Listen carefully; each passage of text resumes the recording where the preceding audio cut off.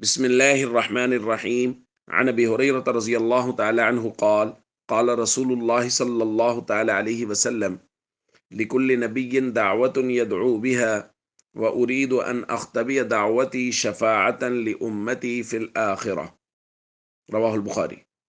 نبی کریم صلی اللہ علیہ وسلم نے ارشاد فرمایا، ہر نبی کو ایک خاص دعا حاصل ہوتی ہے جو ضرور قبول کی جاتی ہے، اور حضور نے فرمایا میں چاہتا ہوں کہ میں اپنی دعا کو آخرت میں اپنی امت کی شفاعت کے لیے محفوظ رکھوں۔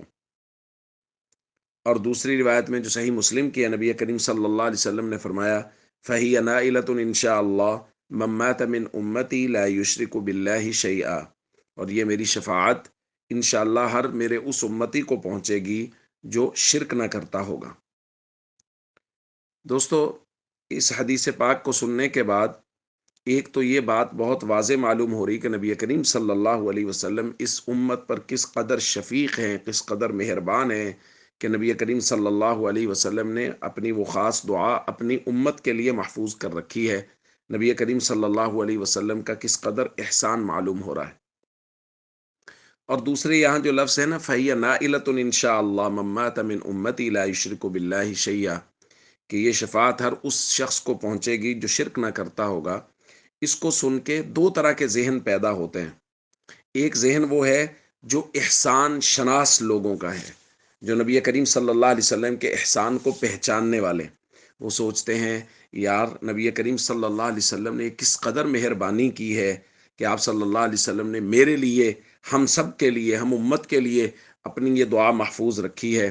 حضور کس قدر امت پر مہربان ہیں، لہذا ان مہربانیوں کا، ان احسانوں کا تقاضا یہ ہے کہ ہم اپنی پوری زندگی نبی پاک صلی اللہ علیہ وسلم کے مبارک طریقوں کے مطابق گزاریں۔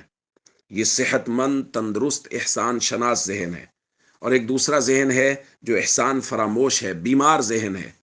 وہ کیا کہتے ہیں؟ وہ کہتے ہیں بس شفاعت تو ہو ہی جانی ہے، کیا مسئلہ ہے، لہٰذا اپنی منچاہی زندگی گزارو، جیسے دل کرتا ہے زندگی گزارتے چلے جاؤ، نبی پاک صلی اللہ علیہ وسلم نے شفاعت کر دینی۔